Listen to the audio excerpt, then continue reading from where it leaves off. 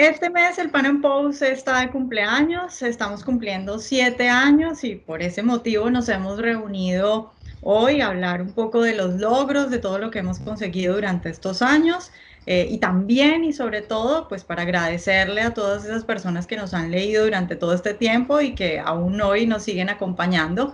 Hoy estamos con el fundador y el director del Pan Am Post, Luis Enrique Boll. Luis Enrique, buenos días. Buenos días, Vanessa. Placer estar aquí con ustedes. Estamos también con Orlando Avendaño, con quien tengo el gusto de compartir puesto en el Pan Am Post. Orlando, buenos días. Buenos días, Vanessa.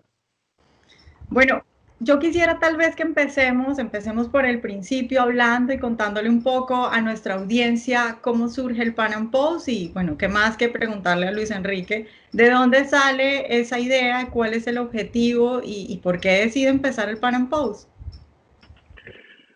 Bueno, la motivación original fue un proceso de largos años de ver el deterioro en los grandes medios y fundamentalmente en los grandes medios internacionales. Ya yo estaba viviendo aquí en Estados Unidos y veía con preocupación cómo todo lo relacionado con América Latina y el continente en general se transmitía a través de agencias cablegráficas o de servicios como el servicio del New York Times, que son recogidos por todos los diarios, no solamente aquí en América del Norte, sino en Latinoamérica, y luego son reimpresos, esas las noticias, las opiniones, etcétera. Y era una visión que se transmitía tanto por la vía noticiosa como por la vía de columnistas, una visión de izquierda de lo que es América Latina. ¿Okay? Por ejemplo, en esos años gobernaba todavía Lula da Silva en Brasil, y lo que uno leía en la prensa internacional era que Lula era lo mejor que había ocurrido en Latinoamérica, bueno, desde Simón Bolívar o José de San Martín. O sea, era literalmente un hombre que quizás algunos lo comparaban inclusive con Jesucristo, el héroe de los pobres, etcétera. O sea, leer la prensa y leer las agencias cablegráficas y leer los servicios de noticiosos del New York Times sobre cualquier cosa relacionada con Lula da Silva era leer sobre un héroe. Y era una visión totalmente errada, totalmente tergiversada de la realidad. Los años de prosperidad económica que tuvo Brasil en esos años no se debían a Lula, sino al gobierno anterior a Lula, que había hecho unas reformas, y así una cantidad de cosas. Eso fue esa frustración con leer la prensa, y tomo ese ejemplo, pero podría tomar otros. Néstor Kirchner prácticamente fue santificado por la prensa internacional en esos años, y no digamos de Hugo Chávez, que fue convertido en un héroe, el héroe de los pobres a nivel mundial por la prensa internacional en esos años.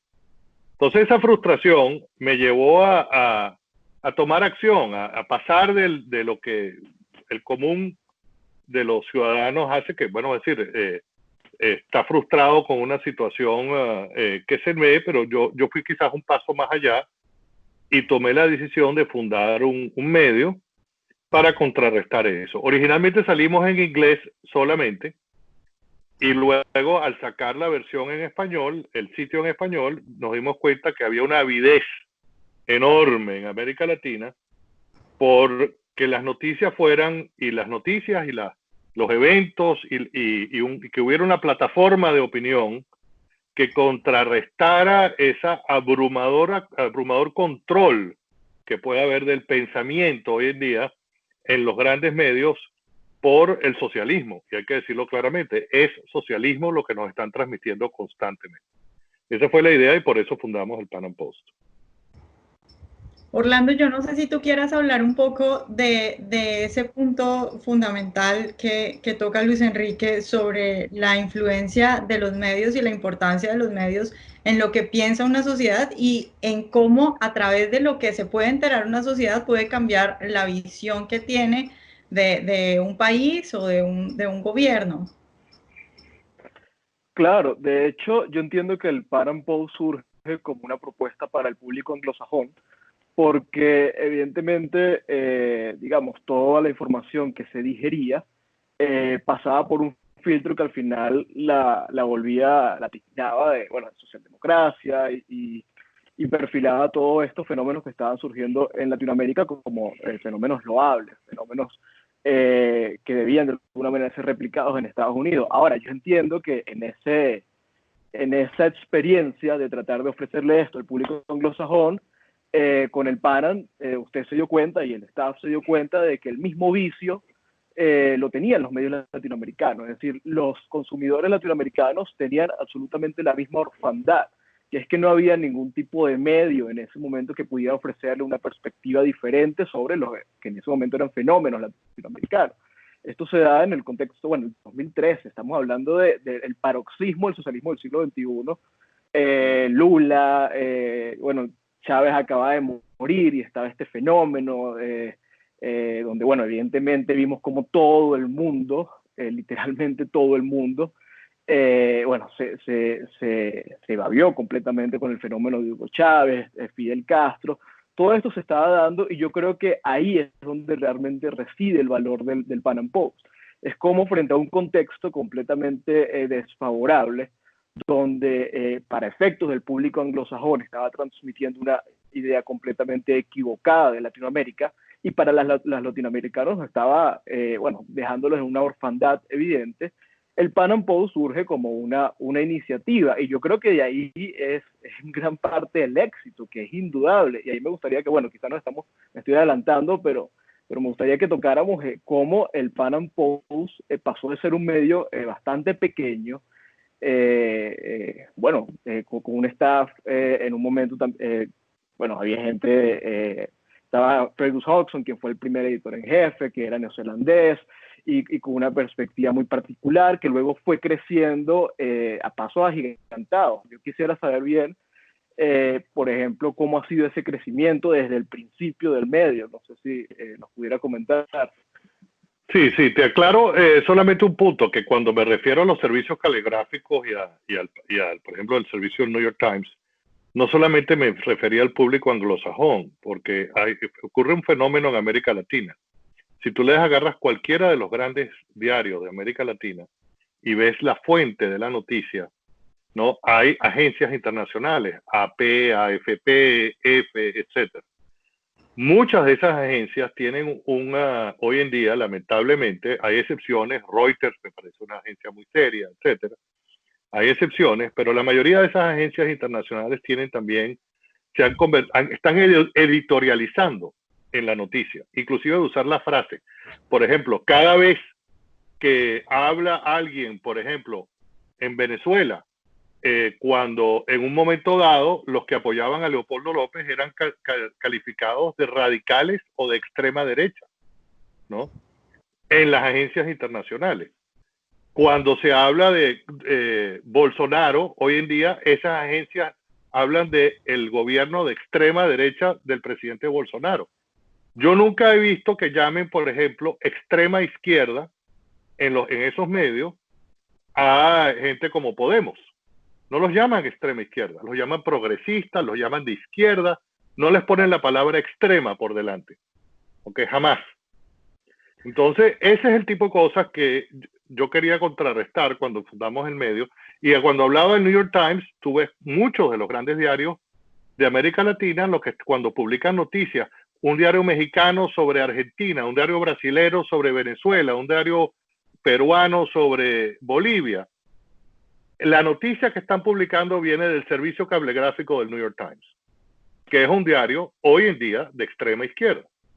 En una época siempre fue medio izquierdoso, pero en una época era un diario serio, hoy en día es un diario de extrema izquierda, y hay que decirlo. Entonces, eso es lo que quisimos contrarrestar. Ahora, respondiendo a tu pregunta, como venía diciendo, empezamos en inglés como un nicho muy pequeño, éramos muy conocidos en el mundo libertario en inglés. La idea era influenciar en Estados Unidos sobre el conocimiento de América Latina. Cuando sacamos la página en español, el crecimiento fue impresionante, Había una avidez enorme por una visión distinta de las cosas. Y es verdad, hoy en día nosotros somos un medio donde solamente publicamos noticias y opinión. No tenemos entretenimiento, no hablamos del último romance de la estrella de Hollywood, no tenemos deportes, no tenemos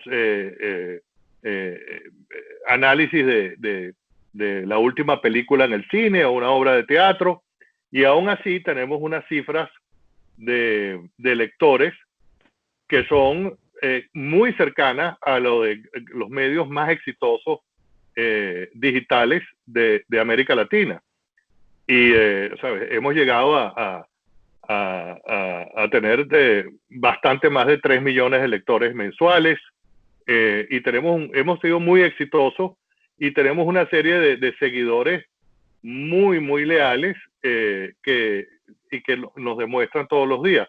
Una de las cosas que también me parece interesante, que cuando uno entra en nuestras redes sociales, algunos de los que más nos leen son los que están en contra de las ideas que estamos expresando, y eso en realidad es algo que me satisface. Hay muchos socialistas o activistas del socialismo que se la pasan comentando en nuestras redes sociales, y eso es algo que yo en realidad considero satisfactorio. Algo estamos haciendo para que tengan tanto interés en el Pan Am Post.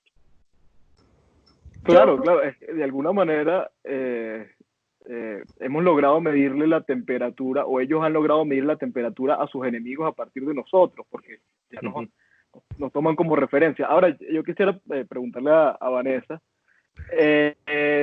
¿cómo fue tu experiencia particular en el medio? ¿Cómo llegaste? Exacto, ¿cuándo llegaste? ¿Cómo ha sido tu experiencia en el Pan Am Post? Bueno, yo antes quisiera decir algo respecto a lo que te pregunté, porque no quiero que esto se me pase, que me parece muy importante siempre cuando me preguntan sobre el Pan Am Post. Yo siempre digo que no porque trabaje ahí, yo vivo enamorada del proyecto, porque es un proyecto muy hábil y muy astuto en materia de explicarle a la gente cómo funcionan las cosas en realidad de una manera entretenida. Porque muchos liberales y mucha gente que entiende de economía, digamos del centro hacia la derecha, la opción que toma para explicarle a la gente ciertas cosas es hacer papers, dedicarse a hacer conferencias, a hacer libros, y resulta que la mayoría de la gente no tiene tiempo ni quiere leer un paper, ni siquiera quiere leer un artículo filosófico, que pueden ser muy buenos, pero la mayoría de la gente no hace eso. Y la mayoría de la gente lo que hace, si mucho su contacto de pronto con la vida política, puede ser cuando llega de trabajar cansado y entonces mira en redes sociales las noticias que pueden haber ocurrido y se encuentra con una noticia del Pan Am Post. Que a mí me ha pasado cosas como que una amiga me dice, mira, mis papás se dieron cuenta de lo que está pasando en Colombia. Una amiga mía que es chilena me dice, mis papás se dieron cuenta de lo que está pasando en Colombia, de que hay violadores en el Congreso y que están acusados de violación y que están en el Congreso porque lee el Pan Am Post. Entonces creo que es una forma muy, muy astuta y muy interesante de contrarrestar, por un lado, todo lo que ya decía Luis Enrique sobre cómo la prensa está tomada completamente por la izquierda, y de explicarle a la gente muchas cosas de una manera que la pueda entender. Es decir, es una forma de explicarle a la gente los hechos de cada día, pero con una visión y con un poquito, con el toque de explicarle esto pasó por tal cosa. Esta inflación se da porque están imprimiendo muchos billetes, porque se aumenta la masa monetaria, porque se envilece la moneda, de una forma fácil para la gente y entretenida. Y bueno, sobre ¿sí? No, que yo quería comentar sobre eso porque eso es fundamental. Desde un inicio nos propusimos que eso fuera así. Tenemos artículos y articulistas que escriben muy de eso, sobre los principios de la libertad, etcétera, pero lo hacen de una manera como lo hacen los grandes columnistas que son exitosos como columnistas. Yo pongo como ejemplo siempre a Guillermo Rodríguez González, que es uno de nuestros columnistas, que escribe artículos tremendamente principistas sobre las ideas de la libertad, pero son sumamente amenos y son cortos, son artículos cortos. Y eso hace que las ideas lleguen fácilmente a la gente. Hay un famoso historiador inglés, Paul Johnson, que en los años 80, los años 90, que era que probablemente el historiador más famoso del mundo, vendió millones de libros. Paul Johnson fue articulista en los diarios ingleses por 40 años y tenía esa facilidad que yo creo que muchos de los articulistas que nosotros hemos conseguido para el Pan Am Post tienen esa facilidad de transmitir las ideas de una manera simple. Y lo que tú dices, eso nos lo pusimos como propósito. Y yo creo que eso es un problema también que existe en el mundo de los que están en el movimiento que lucha por la libertad contra el socialismo en el mundo. Se quedan en cosas muy académicas y de ahí no salen del mundo académico y eso a la gente no le llega. Entonces tú no puedes contrarrestar medios masivos que están tergiversando las noticias, están editorializando las noticias sin tener un estilo que sea igualmente accesible para la mayoría de la población. Y eso nos lo propusimos desde un inicio. Claro, es que el Pan Am logra trascender, que ha sido el gran problema de todos estos esfuerzos de nuestro lado, de nuestra acera, que es que al final terminan siendo lo que decían ustedes, excesivamente academicistas y terminan siendo somos think tanks. El Pan Am pudo convertirse en un medio propiamente, con cobertura de noticias, reportajes, crónica, entrevistas, desde una perspectiva, bueno, que es la nuestra. Yo creo que eso podría ser un caso inédito comparable con el único que se me ocurre, por ejemplo, Libertad Digital en España, que logra ofrecer algo similar. Claro, pero bueno, y eso que Libertad Digital, sin embargo, tiene deportes, tiene entretenimiento, tiene una cantidad de cosas que nosotros no tenemos. Claro. Bueno, me preguntabas, Orlando, cómo llegué al Pan Am, mi experiencia en el Pan Am. Bueno, yo llegué al Pan Am como columnista y luego empecé a hacer podcast y videocolumnas y también algunas cosas en la parte audiovisual. Y creo que durante todos estos años que he estado en el Pan Am, de verdad que yo me he impresionado. Obviamente uno siempre sueña y espera muchas cosas buenas y trabaja por conseguirlas. Pero sí me he impresionado mucho de muchas cosas que han ocurrido, por ejemplo, sobre todo en Colombia. A mí me impresiona mucho lo que ocurre en Colombia, porque bueno, yo a pesar de que ahorita no estoy en Colombia, soy colombiana. Y durante todos esos años ver cómo la gente nos leía tanto, gente que no tiene nada que ver con el mundo libertario, que ni siquiera, yo estoy segura que a muchas de esas personas yo les pregunto qué es el libertario y no tienen ni idea qué es el libertario, pero comparten nuestras ideas, como esa frase de que hay mucha gente que es libertaria y no lo sabe.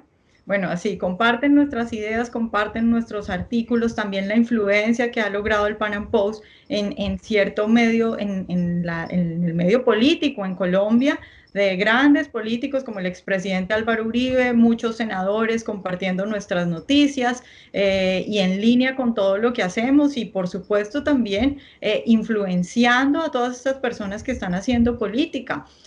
Muchas veces ha pasado, por ejemplo, que una senadora de Colombia me dice, ¿será que tú me puedes pasar más artículos como este donde yo pueda recoger ideas sobre tal tema? Y también hace poco me llamó, por ejemplo, uno de nuestros columnistas también de Colombia a decirme que otra senadora lo llamó y le pidió permiso para imprimir su artículo que había publicado en el Pan Am Post y repartírselo a la gente porque le parecía que eran ideas muy buenas y que podían influenciar muy bien en lo que estaba pasando en la política colombiana. Entonces, durante todos estos años, de verdad que he tenido sorpresas muy agradables y muy, muy bonitas, sobre todo porque, bueno, Colombia es mi país, entonces me alegra particularmente que pase eso en Colombia. Yo creo que sería bueno que Orlando también cuente cómo llegó al Pan Am Post y qué edad tenía cuando llegó al Pan Am Post. Wow, ¿no? ¿Qué edad tenía? Como 19, sí, creo que 19 años. Sí. Yo llegué en el 2015, yo llegué a hacer unas pasantías. En ese momento estaba Fergus Hodgson, estaba Adam Dubois, estaba esta vieja guardia del Pan Am. Hice mis 3 meses de pasantía. Bueno, una experiencia, era mi primera experiencia periodística. Yo en ese momento ni siquiera me había decantado por periodismo cuando estaba estudiando en la universidad. De hecho, esa experiencia fue lo que a mí me hizo confirmar que lo que yo quería era estudiar periodismo. Recuerdo que luego de las pasantías, Fergus Hodgson me ofreció a mí, o me sugirió a mí, que aplicara para ser editor en inglés. Y yo en verdad, yo no me sentía con la capacidad de además, editar en inglés. O sea, de repente escribir en inglés sí, obviamente manejar el tema de inglés, pero editar ya es otro tema. No obstante, yo apliqué, obviamente nunca me dijeron nada en ese momento. Pasaron los meses y me llamó Daniel Reisbeck para entrar como redactor.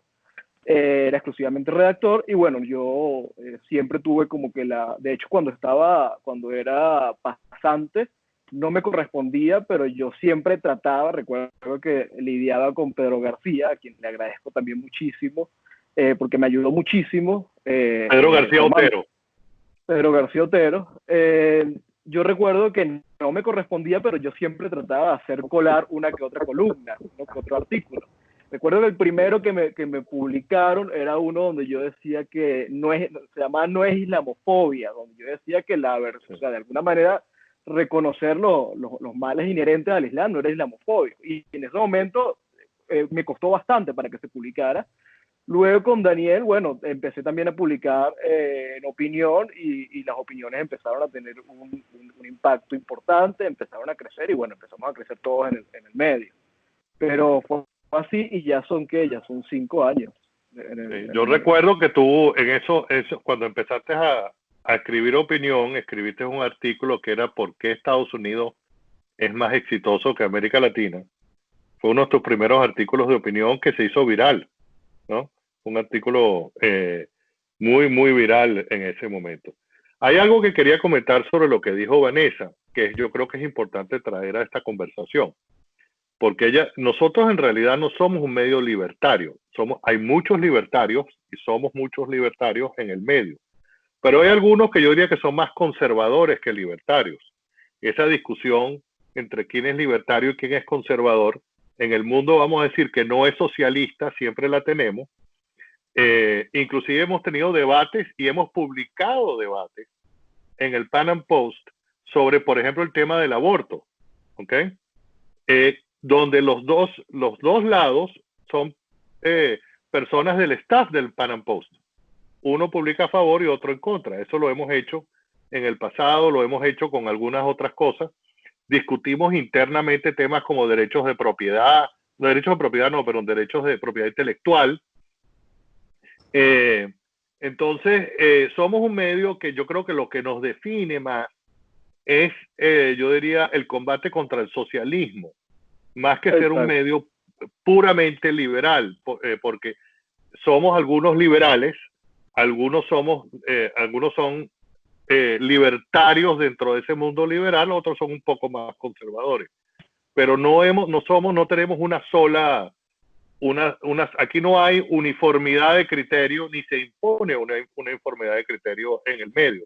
Hay discusiones internas bastante profundas, inclusive en una misma edición o en un mismo día del Pan Am Post se pueden encontrar algunas diferencias en artículos. Durante las últimas elecciones de Estados Unidos, a pesar de que había muchos en el staff que estábamos, vamos a decir, apuntándole o deseando que ganara Donald Trump las elecciones de Estados Unidos, porque era el hombre que era menos de izquierda, o era el hombre que era anti-izquierda, y publicamos artículos que eran en contra de Donald Trump porque algunas personas lo consideraban que no era un hombre que representaba las ideas del liberalismo.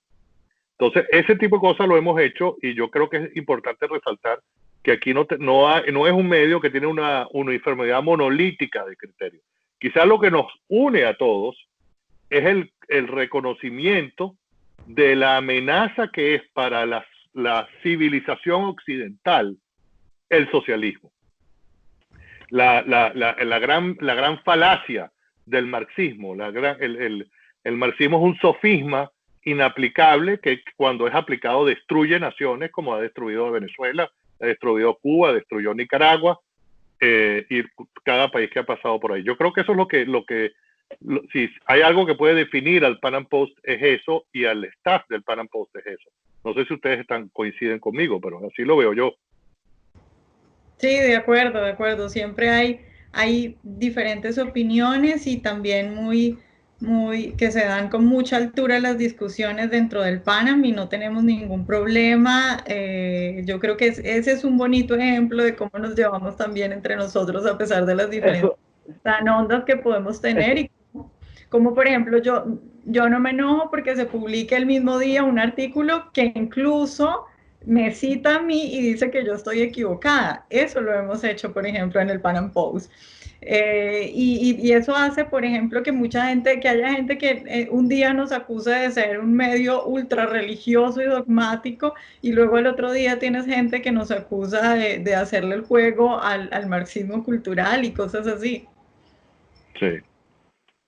sí, de hecho, es algo recurrente y es algo que la gente a veces no entiende muy bien. De hecho, recientemente ocurrió algo, que es que con este tema de Trump versus Twitter, Emanuel Rincón, editor del Pan Am Post, y yo tuvimos una discusión, pero la hicimos pública. Y la llevamos a Twitter y fue una discusión bastante tensa. Y mucha gente decía, no entiendo por qué están peleando los dos si son del Pan Am Post. Y claro, hay como esa idea extraña, porque la gente, no, esto es inédito en gran parte para muchos, donde no conciben la idea de que dentro de un mismo medio haya diferencias de opiniones y se puedan llevar con total armonía, pero yo creo que la gente lo valora muchísimo. Y a mí, en el tema de las diferencias, bueno, Vanessa y yo tuvimos, hay una experiencia, yo recuerdo en un momento, yo soy muy escotadista y leí, bueno, Los enemigos del comercio, y para mí Escotado es una gran referencia. Recuerdo que una vez escribí un artículo sobre por qué Cristo, de alguna manera, o por qué el cristianismo había impulsado el comunismo, algo así, refiriéndome a Los enemigos del comercio, la gran obra de Antonio Escotado. Recuerdo que cuando yo lo publiqué, ahí mismo Vanessa publicó una entrevista, creo que fue a Zanotti, donde decía, no, es lo contrario. Y es muy interesante porque es el contraste, y es el contraste inmediato, donde en un mismo día, como usted lo decía, pueden surgir dos artículos que son completamente opuestos, pero que se enmarca en un mismo principio, que es la defensa de las libertades y es la oposición a la izquierda. Es decir, todos partimos de la misma premisa, solamente que la abordamos de diferentes formas. Y así, bueno, casos son muchísimos. Sí, y muchos nos dicen, por ejemplo, que somos un medio de extrema derecha. Yo, por ejemplo, soy de las personas que defiende el gobierno del general Pinochet en Chile, que en mi opinión salvó a Chile de convertirse en Venezuela en su momento, y he escrito sobre eso. Pero nosotros también publicamos un debate donde en el Pan Am Post, donde recuerdo Carlos Sabino, el profesor Carlos Sabino, de la Universidad Francisco Marroquí de Guatemala, publicó un artículo básicamente defendiendo lo que se hizo en Chile durante esos años y un artículo de otra persona atacando violentamente pero no desde el punto de vista de la izquierda, sino bajo el punto de vista de los principios del liberalismo. Y tú publicamos ese debate. Entonces, dentro del Pan Am Post publicamos la posición, vamos a decir, anti-Pinochet y pro-Pinochet, por decirlo de alguna manera. Entonces, eso nos define a nosotros como como algo que yo creo que es lo que defendemos, es la libertad, el libre intercambio de ideas, ¿no? Y yo creo que un medio en este momento es algo fundamental. Esto que estamos viviendo en estos días en Estados Unidos con el tema de Black Lives Matter es algo que nos hace a un medio como nosotros cada vez más necesario, porque se está intentando crear una corriente única de opinión que intenta ahogar cualquier otra corriente y además basada en una premisa falsa. Entonces, a eso es que nosotros nos enfrentamos, a ese intento por crear una ideología única que se ha hecho en el mundo. Sí, yo creo que eso lo agradecen mucho los lectores. Yo creo que ahí está tal vez una de las claves fundamentales de nuestro éxito. Y bueno, no sé si pasamos a hablar un poco de algunos de los logros particulares en el Pan Am, de las tal vez polémicas. No sé si Orlando quiera, por ejemplo, empezar hablando de alguno de sus investigaciones sobre Venezuela y el gobierno de Juan Guaidó y la tiranía de Maduro. Sí. Bueno, Orlando para siempre estará unido a la palabra culta. Sí, me va a perseguir. El cucutazo, que detesto la expresión, hubiera preferido algo más refinado, ¿no? Cúcuta Gate, una cosa más. Pero, bueno, nada, a mí me gustaría escuchar de Luis Enrique, ahorita que contesto la pregunta, ¿qué le ha significado esto? Porque esto nos ha llevado, bueno, obviamente todos nuestros esfuerzos, que parten, que son desde el principio y han pasado por un compromiso real, pero colérico, fuerte a favor de las libertades y en contra de la izquierda. Eso nos ha llevado evidentemente a ganarnos muchos enemigos, muchísimos enemigos, y esto ha sido desde el día uno, ¿no? Yo recuerdo cuando llegué en el Pan Am Post, era un medio muy pequeño, estaba comenzando, igual nos atacaban por extrema derecha, por capitalistas, lo que sea.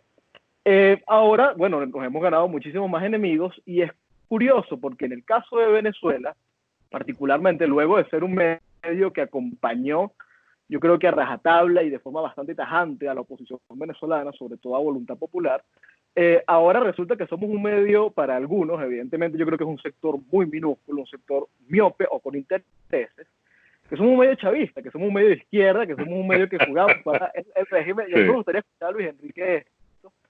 Pero mira, bueno, es nuestro trabajo al final. Yo creo que en parte nuestra, y es un tema también apegado a nuestra línea editorial, ¿no? Yo no he asumido esta especie de cruzada en contra de la corrupción, porque lo veo así, lo veo como una causa, sino es un tema de principios. O sea, yo creo que eso no se compagina con lo que nosotros defendemos en lo absoluto, ¿no? No se trata de que queremos perjudicar a esto o al otro, es que nosotros como medio que apoyamos las libertades no podemos condonar ese tipo de cosas. Además de nuestra responsabilidad como medio periodístico, más allá de centro de pensamiento o lo que sea.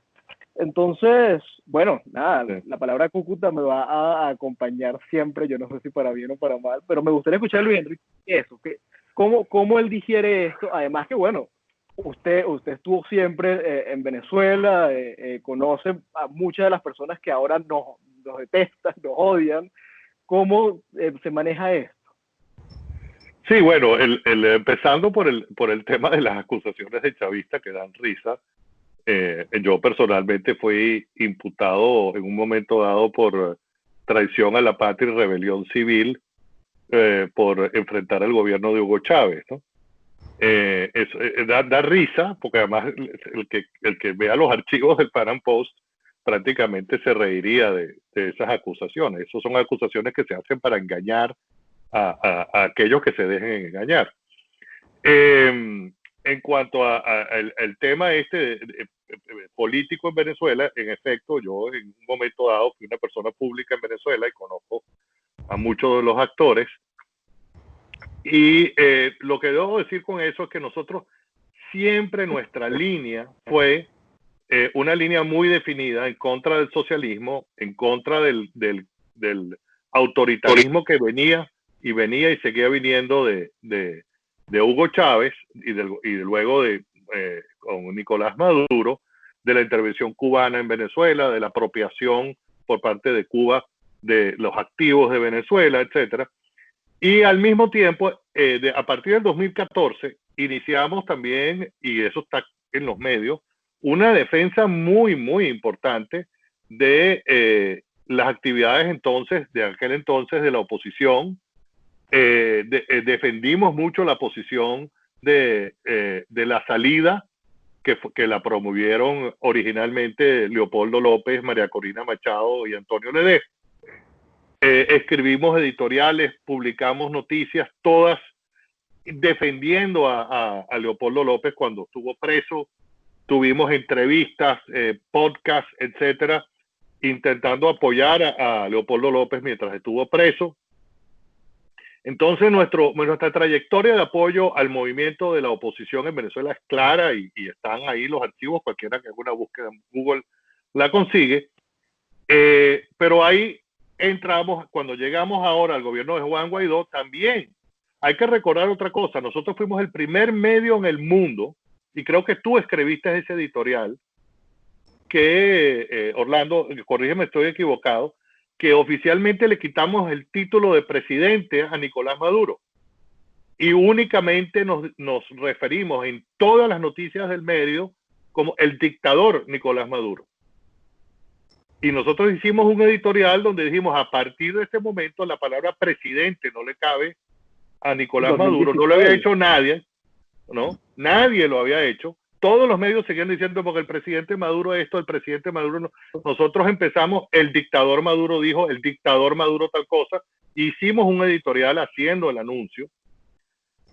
Entonces, cuando llega Juan Guaidó, nosotros, al igual que los venezolanos y el resto de los países que lo apoyaron, y América Latina, el Grupo de Lima, etcétera, estábamos muy, muy entusiasmados con el gobierno de Juan Guaidó, con lo que se podía lograr con la llegada de Juan Guaidó. Ahora, cuando vemos que el gobierno de Juan Guaidó empieza a cometer errores y hay irregularidades, y nosotros tenemos el conocimiento de las irregularidades,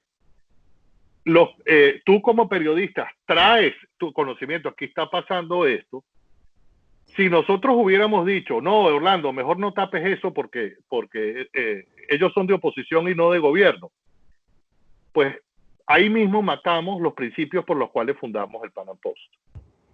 Entonces, eso, como tú sabes, no hubo nunca ni la menor duda de decir, bueno, eso es, si fuera el gobierno lo publicaríamos, sí.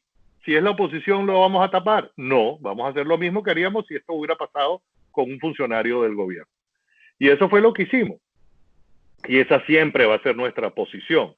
Evidentemente hay, hoy en día en las redes sociales, hay personas que viven básicamente de lo que consiguen, los favores que consiguen, ya sea de la oposición o del gobierno. Hay muchos intereses económicos detrás de las cosas, hay mucha infiltración, personas que se dicen de oposición pero que son infiltrados del chavismo, y hay muchos palangristas profesionales, gente que tú y yo conocemos, que tienen 40, 50 años como palangrista es una palabra venezolana que define a aquellos que están en la prensa, pero que publican lo que les conviene a alguien que les está pagando para publicar o esas ideas o esas críticas o para desprestigiar a alguien específicamente. Eso es una palabra venezolana que se ha usado por mucho tiempo, que es palangre. Y eso en Venezuela todavía abunda, lamentablemente. Bueno, respecto a eso... Sí. Vanessa, que bueno, todos hemos sido de alguna manera perseguidos aquí. Todos tenemos nuestro enemigo y tú también, Vanessa. De hecho, recientemente te demandaron, ¿no? Una tutela de un congresista, nada menos, alguien con peso político de la FARC. Son dos preguntas. Uno, bueno, tu experiencia frente a esto, y otro, ¿esto no te intimida? Es decir, estamos hablando de un grupo terrorista como la FARC, y esto es una declaración de guerra. Sí, bueno, es decir, primero me siento muy tranquila porque en el Pan Am podemos decir este tipo de cosas, porque el Pan Am funciona así y funciona con principios.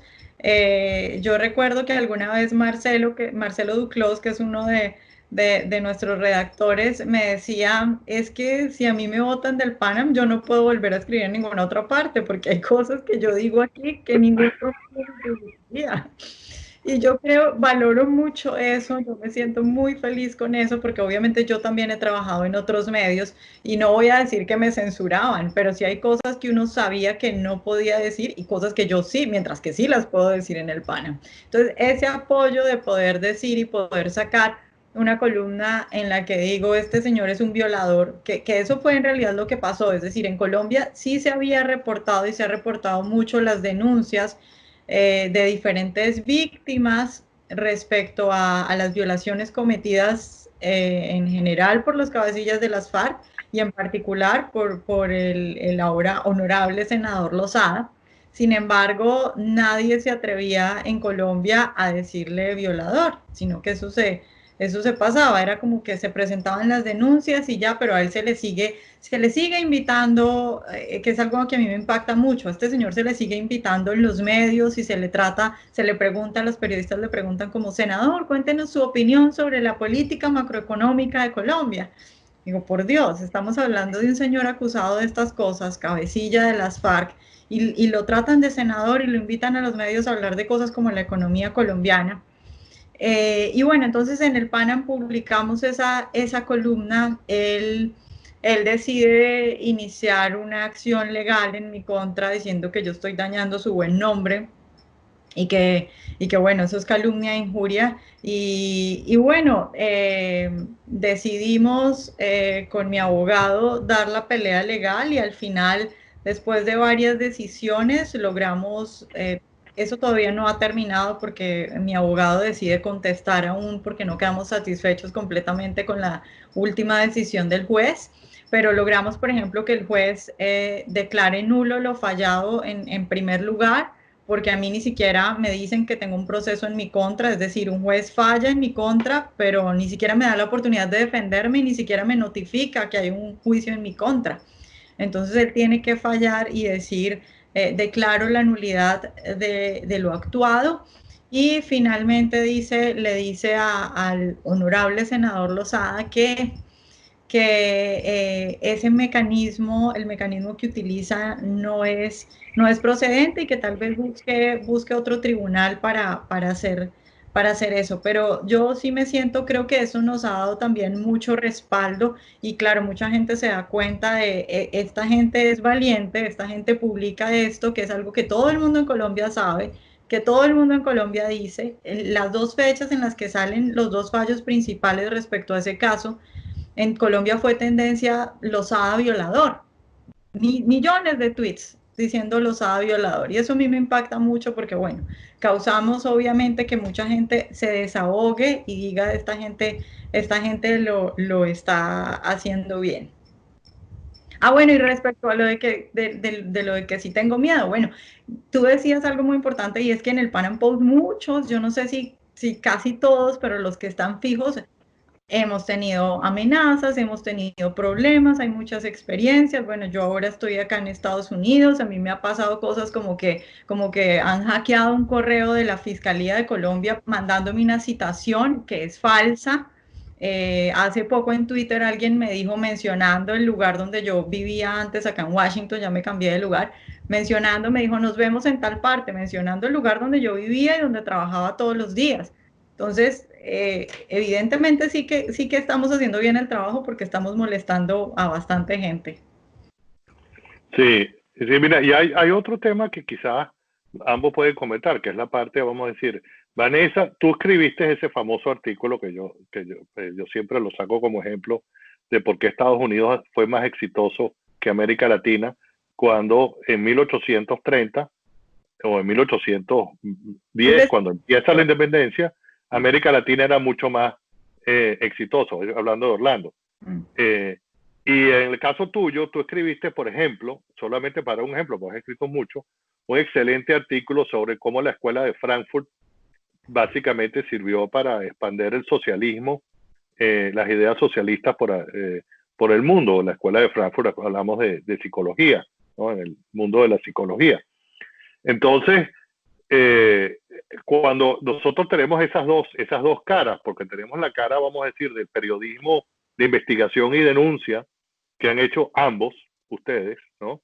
Y tenemos la cara de la transmisión de las ideas a través de artículos de opinión, donde ustedes los dos son excelentes expositores de lo que es el arte, pues, del artículo de opinión.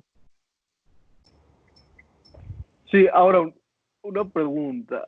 Evidentemente nos pudiéramos perfilar como un medio corajudo o valiente, pero ¿hasta qué punto? Es decir, ¿cuánto de esto no es ingenuidad? ¿Cuánto de esto no es que estamos subestimando al enemigo? Es decir, Pero bueno, tú crees, yo no subestimo al enemigo de un todo. Yo creo que el enemigo, vamos a decir, nosotros son muchos los enemigos. Tenemos de enemigos a aquellos socialistas dogmáticos que creen, como describe muy bien Mario Vargas Llosa en Conversación en la Catedral, creen en el marxismo como dogma de fe. No se atreven ni siquiera a dudar o a investigar la base lógica del marxismo. Esos son enemigos nuestros. Están los activistas de izquierda, son enemigos nuestros.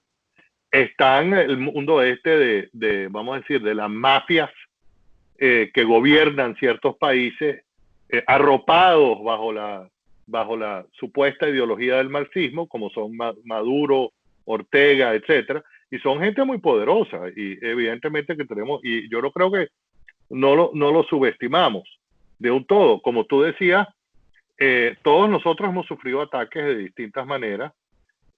Aquí tenemos periodistas que han sido muy valientes, en las calles de Caracas los han gaseado, les han disparado, etcétera. Recuerdo Sabrina Martín, que ahora está fuera de Venezuela, está viviendo en Perú, pero Sabrina, y además siendo mujer, se expuso muchísimo en las marchas en Venezuela, en las protestas. Marcelo Duclos, como tú dices, como dijo muy bien Vanessa, se ha expuesto mucho en Argentina a tener unos enemigos acérrimos por algunas de las cosas que ha escrito, y así tenemos mucho. Tenemos Mamela Fiallo también, es una persona que tiene, hay dos grupos de personas, ella tiene un club de fans y un club de personas que la quisieran destruir mañana. Entonces yo creo que todos hemos hecho esa evaluación, pero yo creo que ninguno de nosotros subestima el peligro, porque lo hemos vivido de carne propia. Sí, sobre los enemigos, yo quisiera recordar solo para decir algunos que recuerdo. Por ejemplo, a nosotros Pablo Iglesias nos tiene bloqueado. Sí. Sí. Bueno, eso es otra cosa que nosotros, hay países, nosotros cubrimos mucho a Venezuela, cubrimos mucho a Colombia, cubrimos mucho a Argentina, muchísimo Argentina, México, pero hay dos casos que últimamente vale la pena resaltar, que son el caso de Chile, con los sucesos de Chile de finales del año pasado, donde los únicos que estaban intentando decir la verdad de lo que estaba pasando en Chile, fuera de algunos medios en Chile, muy pocos, eran algunos think tanks, algunas instituciones tipo think tank, que estaban sacando videos y análisis, etcétera, intentando contrarrestar la imagen de las protestas en Chile, la falsa premisa por la cual se estaba protestando en Chile, ¿no? Porque era una falsa premisa, es lo típico de la izquierda. Se inventaron algo totalmente falso para destruir prácticamente la economía de un país, porque eso fue casi lo que lograron hacer en Chile.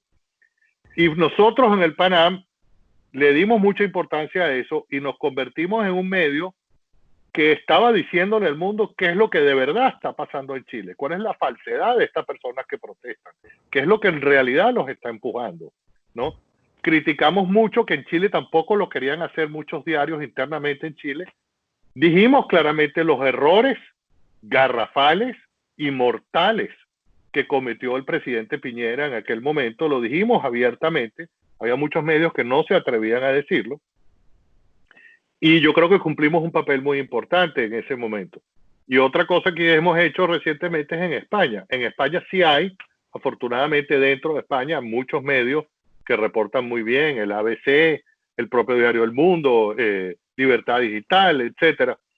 Pero nosotros, aquí, para el medio, vamos a decir, latinoamericano, donde están la mayoría de nuestros lectores, no se estaba entendiendo, porque los izquierdistas son muy hábiles en proyectar una imagen. Hasta la cola que usa Pablo Iglesias es parte de una imagen estudiada, ¿no? Como si fuera un director de Hollywood, estudiando qué imagen va a proyectar en cada escena. Ellos son muy buenos haciendo eso y engañan mucho a la gente.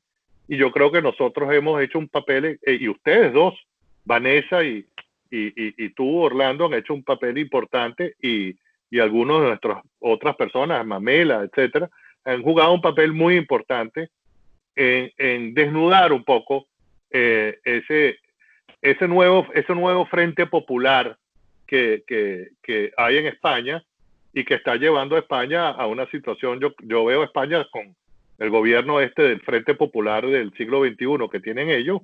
España va a un empobrecimiento acelerado, a convertirse en el hermano pobre de Europa nuevamente. Entonces, bueno, yo creo que hemos jugado un papel muy importante en eso también. Sí, también desde España muchas veces a mí me ha pasado que me dicen, en los últimos meses hemos tenido pues un repunte de nuestras lecturas desde España y ha pasado que hay españoles que me han dicho como, bueno, yo les agradezco a ustedes porque nosotros desde España entendemos un poco cómo van a actuar estos señores, porque ustedes nos lo están advirtiendo, porque ustedes nos dicen, bueno, estos señores eran los asesores, estuvieron acá. En Venezuela la cosa se hizo de tal forma, en Chile se estaba intentando hacer, ahora está un poco frenado, vamos a ver qué pasa, pero se estaba intentando hacer de tal forma. Entonces entendemos un poco, empezamos a entender cómo van a jugar acá desde lo que ustedes han reportado que esta gente y sus socios han hecho en Latinoamérica. Sí, yo creo que un papel importante que nosotros hemos jugado es en desnudar al lobo que se ha arropado con la piel de oveja, ¿no? Que es en la izquierda. La izquierda habla en un lenguaje humanista. Ustedes recordarán la entrevista de Hugo Chávez, donde un periodista de CNN en aquel momento le hizo la pregunta directa, ¿usted es marxista? Y él dijo, no, yo no soy marxista, yo soy humanista. Y luego, unos años después, abiertamente dijo, yo soy marxista-leninista. Entonces, hay muchísimo de eso en América Latina, personas supuestamente sociales que se ven como socialistas moderados. Ustedes recordarán, tú recordarás quizás, Orlando, que Jorge Rodríguez, la eminencia gris o quizás una de las mentes más diabólicas del chavismo en Venezuela, fue originalmente nombrado presidente del Consejo Supremo Electoral en Venezuela con el apoyo de la oposición, porque él era un socialista moderado, donde los miembros de Acción Democrática y otras personas conocían a su padre, y era un hombre, lo llamaban Jorgito, ¿no? Pero si Jorgito no es tan malo. Jorgito lo que era un activista comunista convencido, con un plan establecido, que escondía sus verdaderas intenciones. Otro que yo calificaría de esa manera, para no hablar de un venezolano, es el canciller Insulza, el ex canciller Insulza de Chile, que el ex secretario general de la OEA. Insulza es un comunista, marxista, leninista, y siempre jugó el papel del que él era una especie de Felipe González, ¿no? Que Felipe González sí es un socialista, yo decir, socialista moderado auténtico, de una izquierda moderna, por decirlo de alguna manera, democrática, con la cual yo no estoy de acuerdo, pero es una izquierda que es respetable. Insulza no, Insulza es un comunista, pero que esconde su verdadera naturaleza. Y eso es una cosa que hay que exponer al mundo. Hay mucho de eso en España y en América Latina y ahora en Estados Unidos. Personas que se venden como socialdemócratas, pero que en realidad no son socialdemócratas, son comunistas. Y se venden como socialdemócratas porque saben que si se vendieran como lo que son, no tendrían ningún éxito en el mundo, porque nadie, el que entiende el comunismo, no lo quiere. Entonces yo creo que ese papel también de cierta forma lo hemos jugado nosotros. Sí, y creo que ese papel va muy relacionado con algo muy importante o con una característica que yo creo que nos reconocen muy claramente muchos, y es que somos políticamente incorrectos. Es decir, por ejemplo, sacar un artículo, yo recuerdo que, bueno, tal vez en mi primer año en el Pan Am Post saqué un artículo hablando del milagro chileno y de los Chicago Boys. Y a mí en ese momento, yo no sé si era porque en ese momento no se había hablado mucho en el ambientillo libertario, nadie se había atrevido tal vez a exaltar a los Chicago Boys en ese sentido. Mucha gente me escribía como, bueno, te van a llegar muchas críticas, ¿estás segura de querer publicar eso? Y yo creo que eso nos caracteriza mucho a todos, también en línea con lo que decía Orlando. Yo tampoco creo que estemos subestimando al enemigo, sino que creo que todos los que trabajamos en el Pan Am Post somos muy como, bueno, si vienen las críticas no importa, y manejamos muy bien eso de las críticas, y eso nos ayuda a ser políticamente incorrectos y nos ayuda a poder exponer todo esto de lo que hemos estado hablando durante todo este tiempo. Sí, bueno, definitivamente lo que decía Luis Enrique es parte del gran valor, que es que, claro, aquí se ha tratado y en todos los escenarios, de perfilar una especie de maniqueísmo donde, por ejemplo, en Estados Unidos es Trump versus los demócratas, donde Trump es el malo de la película, los demócratas vendrían siendo los buenos, y nosotros, particularmente frente a nuestra audiencia, hemos asumido la tarea de revelar un poco qué es lo que hay detrás de las buenas intenciones, ¿no? Que es en absolutamente todos los casos. Si nos vamos, por ejemplo, al tema de Venezuela, en parte el rechazo que hay hacia nosotros por parte digamos, del establishment político opositor, parte porque nosotros quizás hemos sido el único medio que ha insistido constantemente en que, mira, al final ni estos se diferencian, es decir, las ideas en últimas terminan siendo muy similares.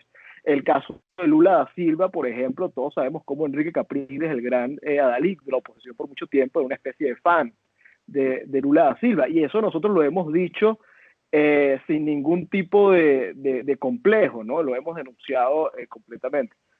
Ahora, sí, bueno, inclusive, perdón que te interrumpa, Orlando, pero más allá que eso, ahora que hablas de Enrique Capriles, nosotros fuimos de los pocos medios que le dimos mucha audiencia, de los medios, vamos a decir, que no son estos pequeños medios que hay o pequeñas personas en redes sociales, donde revelamos y estudiamos y escribimos artículos del tipo de cómo es posible que el que se decía líder de la oposición en Venezuela hubiera a cambio de un dinero para una campaña electoral, haberse comprometido con darle los contratos futuros si él ganaba las elecciones a Odebrecht. O sea, esas cosas en Venezuela se trataron de tapar en la mayoría de los medios. Nosotros no la tapamos. Y no la tapamos por las razones que tú dices. Sí, no, definitivamente yo creo que es una postura quizá excesivamente principista, pero que la hemos llevado muy bien y que en gran parte nos ha bueno, merecido un reconocimiento inmenso de la gente. Yo creo que todo es algo palpable que todos podemos ver. Ahora, bueno, ya llevamos casi, bueno, ya pasamos una hora ya para ir concluyendo. Me gustaría escuchar de ambos cómo evalúan hoy al Pan Am Post y qué expectativas tienen. Es decir, ven a largo plazo, o sea, ven un crecimiento, que es algo que yo presiento que a este ritmo, bueno, vamos a tener un alcance inmensísimo. ¿Cómo lo evalúan y cómo lo ven? No sé, bueno, Vanessa, ¿quieres empezar tú, Vanessa? Sí.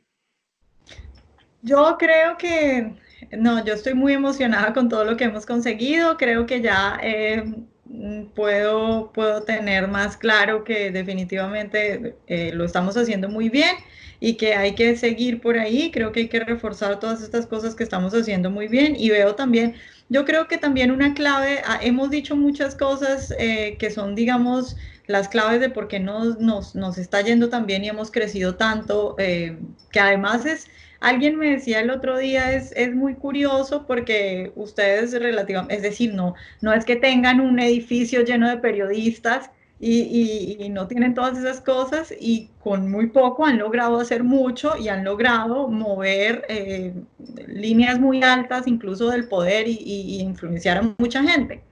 Y yo creo que otra de esas claves que tiene que ver con nuestro éxito es que yo creo que todos los que trabajamos en el Pan estamos muy convencidos de lo que decimos y tenemos esto como una lucha personal, como un proyecto de vida. Entonces es diferente cuando tú tienes un periodista que todos los días escribe porque simplemente se quiere ganar el sueldo, a cuando tienes un periodista que escribe porque de verdad cree que está haciendo cosas y que está aportando y está convencido de lo que está diciendo y lo toma como una lucha. Entonces, en la medida que tenemos todo eso y todas estas cosas que hemos hablado de puntos a favor, yo creo que definitivamente vamos a crecer mucho más. Lo hemos visto en países en los que no pensábamos que nos pudiera leer tanta gente. Hemos visto ahora cómo hemos crecido. Luis Enrique lo decía ahora, más de 3 millones de lectores en un mes, pues es una cifra increíble. Y bueno, yo creo que podemos soñar muy alto y bueno, aprovecho ya como vamos a cerrar para agradecerle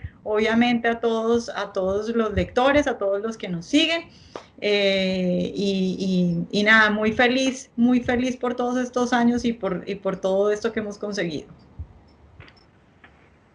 Bueno, en cuanto a mí se refiere, nosotros, bueno, hemos tenido también la buena fortuna. Nadie se hace periodista para hacerse millonario con el periodismo. El periodismo es una vocación como la vocación de ser maestro o la vocación de ser sacerdote prácticamente.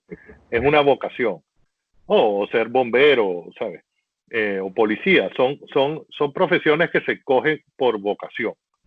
Y lo que tú dices es absolutamente cierto. Yo creo que tenemos la suerte de contar con un equipo de personas muy comprometidas y que no lo están haciendo por lo que están ganando. Definitivamente ninguno está en esto por lo que está ganando. Y eso es algo que es admirable y yo lo admiro muchísimo. El tema del crecimiento, bueno, hemos estado sacando lo que yo llamaría nuevos productos, nuevas formas de transmitir las ideas. Hemos estado mejorando el sitio, etcétera. Y yo creo que sí, que cada vez más nos estamos diferenciando de los medios que lo que están haciendo es reimprimiendo lo que yo decía, estas noticias parcializadas que compran en agencias, etcétera. Y finalmente, el hecho de que nosotros no tenemos miedo a llamar las cosas por su nombre, de por sí nos va a hacer crecer. El podcast que tú estás haciendo ahora, Vanessa, los jueves en la noche, en vivo, que se consigue en YouTube, con otras dos personas, que se llama Colombia desde la derecha, ¿no? El hecho que tú digas claramente, esto es derecha, en América Latina es casi, ¿sabes? ¿Quién dice en América Latina yo soy de derecha? Eso está prohibido, ¿no? Eso está prohibido, ¿no? Decir yo soy de derecha en América Latina es una cosa nunca vista. Y nosotros lo estamos diciendo, ¿no? En tu podcast tú dices Colombia desde la derecha. Y es una cosa que es única, en mi opinión. Y que además transmite lo que debería ser en el juego político que ocurre en el mundo entero. Uno de los problemas que tenemos en América Latina, uno de los grandes problemas que ha tenido, por ejemplo, el presidente Piñera, que en mi opinión ha sido un fracaso en Chile, es que él nunca se definió como que era un hombre de derecha, ¿no? Y los políticos venezolanos de la oposición se han declarado todos socialistas y se han inscrito los partidos en la Internacional Socialista y son supuestamente de oposición. Si vemos los países desarrollados, ¿quién en el Partido Conservador Inglés no se autodenomina de derecha? Margaret Thatcher expresó alguna vez alguna palabra que se asomara a expresar algo favorable sobre el socialismo. Margaret Thatcher o Charles de Gaulle, ¿no? O el presidente Aznar en España. ¿Sabe? Entonces, eso en América Latina yo creo que nosotros estamos haciendo una gran diferencia porque estamos actuando como deberían actuar, como se actúa en todas partes del mundo. Claramente, si hay una hegemonía socialista, alguien tiene que ser la contra. Alguien tiene que expresar la idea, no, eso es un dogma, eso es un sofisma y eso nos puede destruir. Y en América Latina, hasta hace muy poco tiempo, muy poca gente lo estaba haciendo. Evidentemente hay excepciones y los respetamos muchísimo. En Brasil, todo el movimiento libertario de Brasil, los institutos Fomises de Brasil, hicieron un trabajo increíble en un momento dado. Y así hay otros grupos. Pero nosotros yo creo que estamos marcando la diferencia en lo que son medios de comunicación masivos, porque tener 3 millones de lectores en un mes no lo tiene un think tank, y estamos haciendo un trabajo que yo creo que hacía falta hacerlo. Y eso nos va a dar crecimiento. Sí, que Luis Enrique dice respecto a esto de que, claro, en Latinoamérica parece que la derecha está avergonzada y eso es muy importante, o sea, siempre con la cara abajo y siempre hablando como pidiendo perdón y siempre es como con miedo de ir a decir algo porque esto los molestamos a ellos. Y entonces en esa dinámica de que me tengo que cuidar de todo lo que tengo que decir, de que tengo que tener miedo porque por todo me van a señalar, lo que hacen es siempre correrse hacia el centro y si no irse más allá hacia la izquierda, porque claro, si tienen miedo, siempre la izquierda nos va a estar señalando, siempre nos van a tildar de fachos, de no querer a los pobres, de todo lo que se les ocurra. Entonces, si tenemos miedo y no alzamos la cara y no decimos las cosas con orgullo, porque es que yo no he matado a nadie, yo hasta ahora no he propuesto nada malo, yo todo lo que hago es proponer cosas que están probadas. Si no alzamos la cara y con orgullo explicamos las cosas, pues nunca vamos a tener éxito porque la misma gente nos va a ver que estamos avergonzados y con miedo y que ni siquiera podemos decir lo que mucha gente apoya, porque hay una frase muy famosa que se dice en Colombia y es que lo dijo un gran pensador colombiano que decía: en Colombia hay mucho conservadurismo, lo que no hay es partido conservador. En en Colombia sobre todo hay mucha derecha, lo que no hay es gente con las agallas para decir soy de derecha y no tener miedo. Sí. Sí, bueno, y de ahí el gran valor de nosotros. Tenemos además una responsabilidad gigante con la región.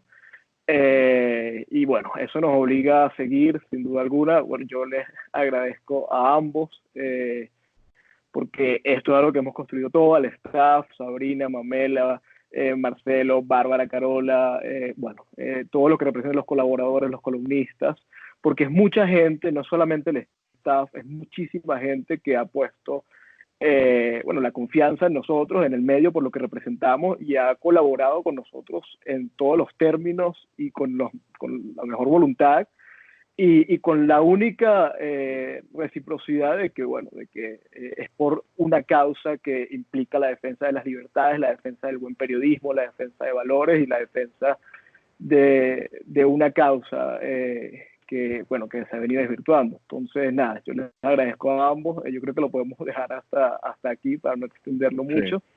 Sí. Y bueno, a seguir. Yo creo que vienen cosas mejores para el medio, sin duda. Bueno, muchas gracias, Orlando, y gracias, Vanessa. Y la verdad que fue muy placentera esta conversación. Muchas gracias a todos.